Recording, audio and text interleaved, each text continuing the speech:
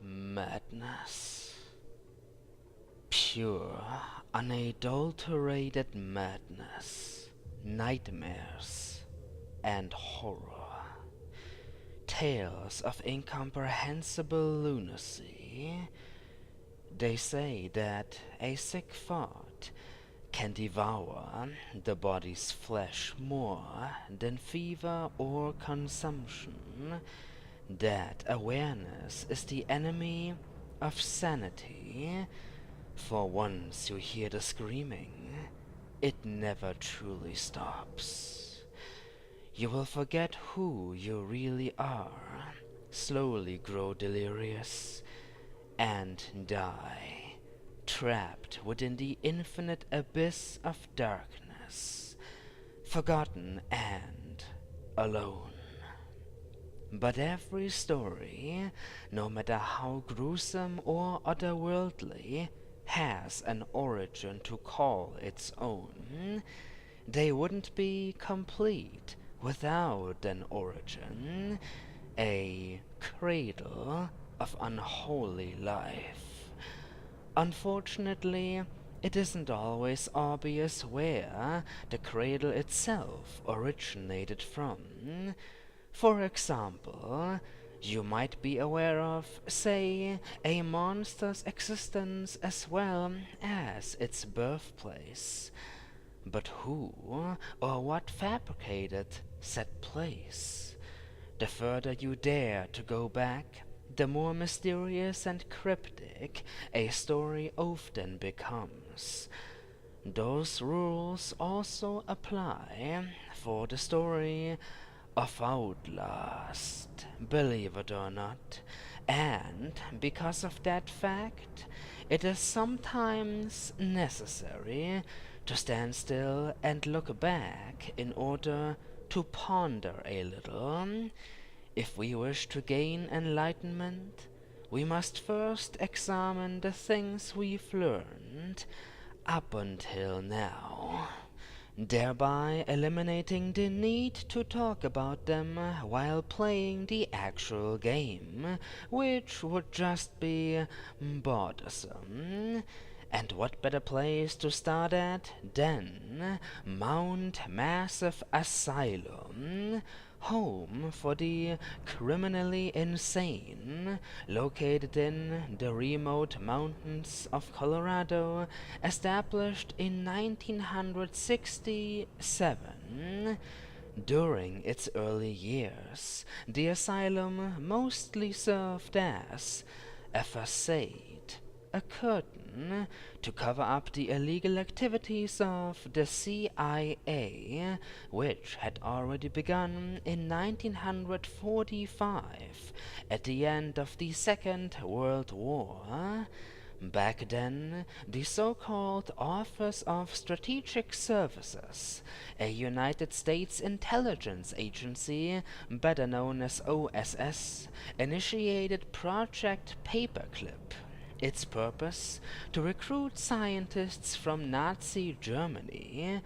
Among those scientists were the famed Alan Matheson Turing, as well as Rudolf Gustav Wernicke.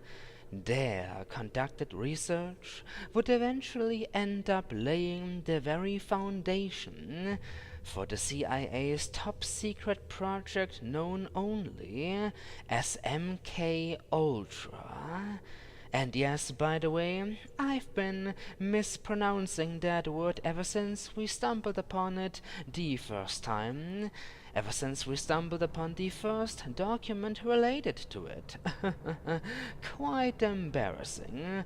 Oh, can't believe I pronounced it MKULTRA for so long. In any case, what do we know about Project MKUltra? Well, it was the code name for a covert illegal CIA human research program run by the Office of Scientific Intelligence.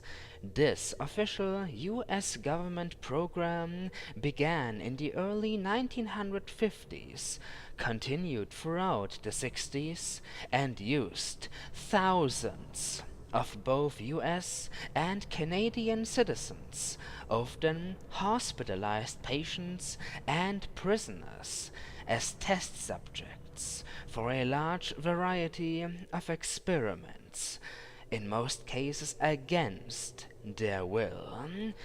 Published evidence indicates that Project MKULTRA involved the use of many methodologies to manipulate individual mental states and alter brain functions, including the surreptitious administration of drugs and other chemicals, sensory deprivation, isolation, and verbal as well as sexual abuse. But there was an incident. Something went terribly wrong in the same year of Mount Massive Asylum's establishment, 1967. 3 scientists were murdered by an unknown patient, perhaps as the result of a failed mind control experiment. The authorities were quick to make a judgment call and ordered the asylum to cease all activities. 4 years later, in 1971, it was finally closed down for good. Or so we thought. But let us not get ahead of ourselves, ladies and gentlemen. Instead, we must bring our attention to the consequences of the incident.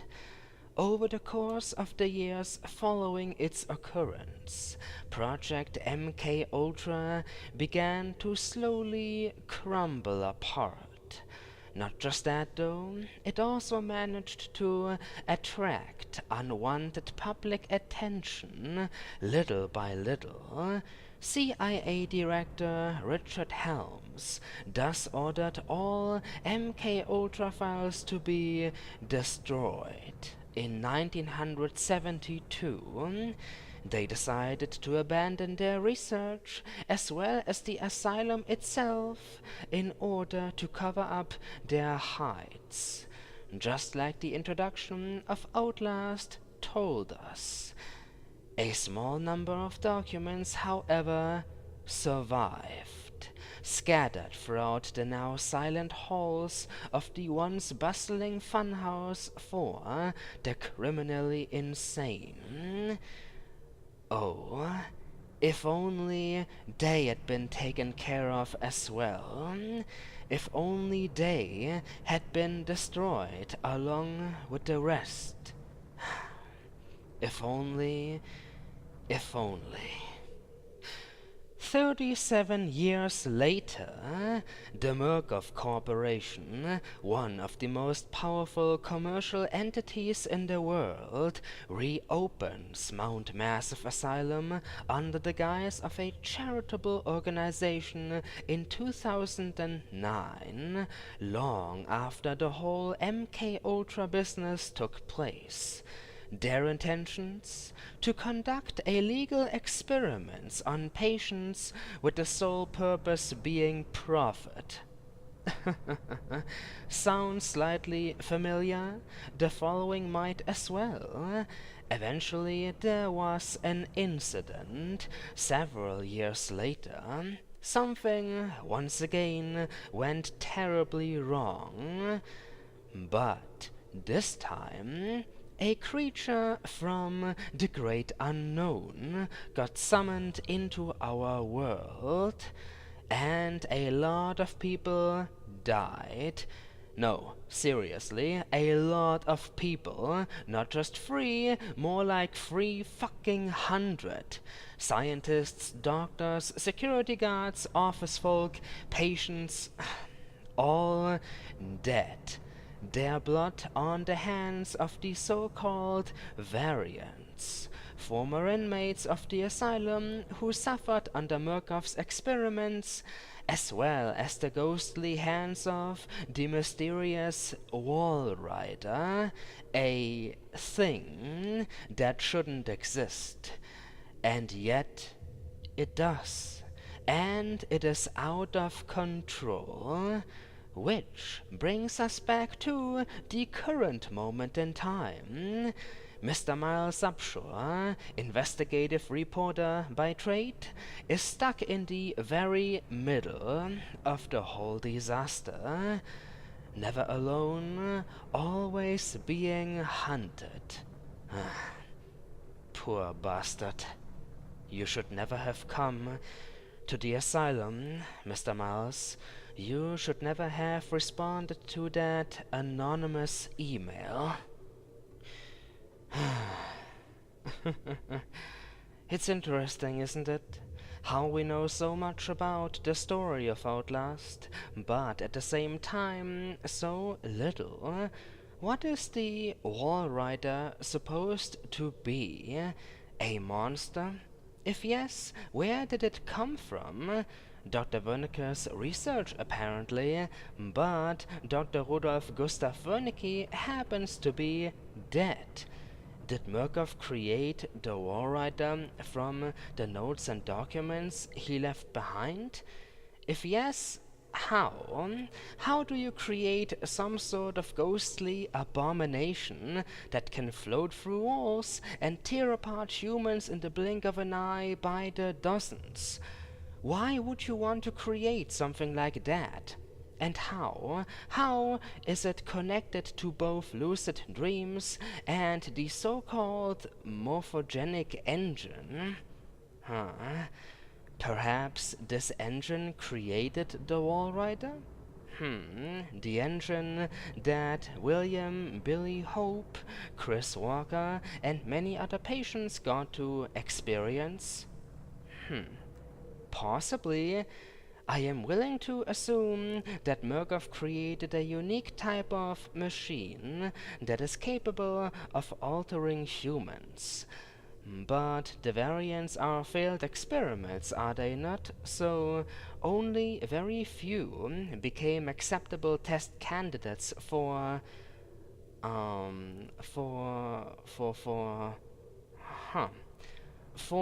what exactly? Good question. What purpose does the morphogenic engine serve? Forced inducement of lucid dreams? Where the dreamer becomes aware of his or her own dream? I think I remember one document mentioning how Billy Hope discovered the lawsuit his mother wanted to throw at Murkoff, but she never told him that. She never saw him again. He figured it out himself, as if he touched her distant thoughts. Jesus Christ. Can the morphogenic engine give you powers like that? Not intentionally, I believe, because Murkoff did not see it coming. It was a side effect, an unwanted side effect. Oh, I don't understand. Whatever follows after you survive the machine.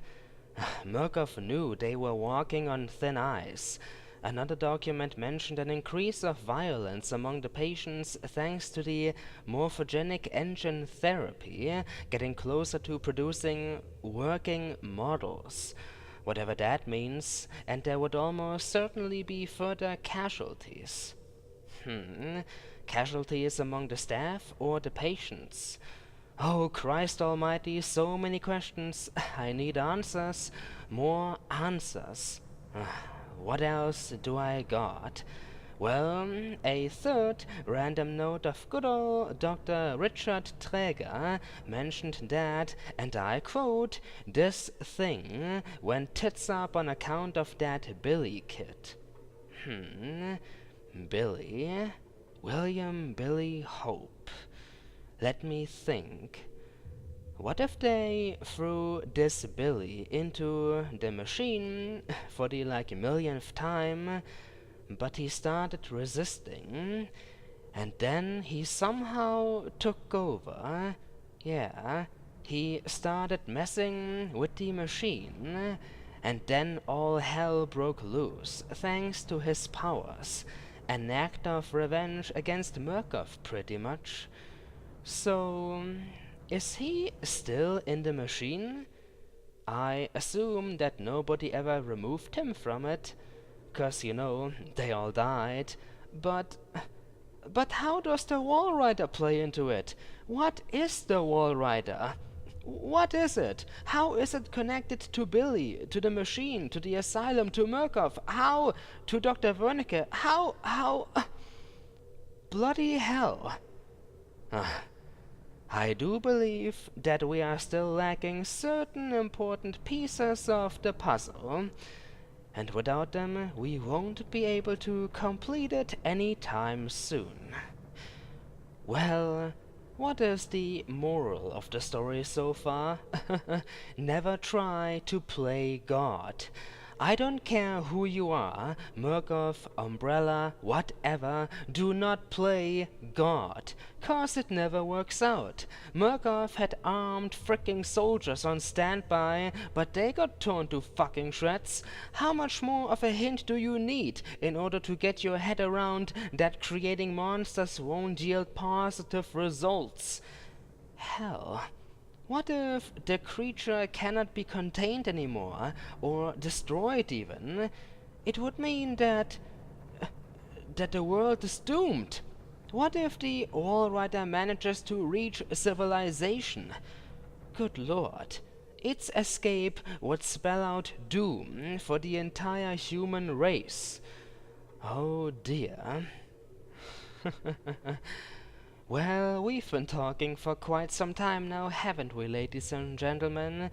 I'd say we should probably call it a day for now. Soon, though, yes indeed, soon, the journey shall continue. It shall finally continue, I promise. Once I find the time, soon I shall find the answers I deserve. Terrifying answers I'll never be able to banish from my mind once they've been absorbed. Delightful. But now I am just digressing. Ladies and gentlemen, my very name has been TheShadowCookie, aka Mr. TSC, and you have been listening to Let's Play Outlast.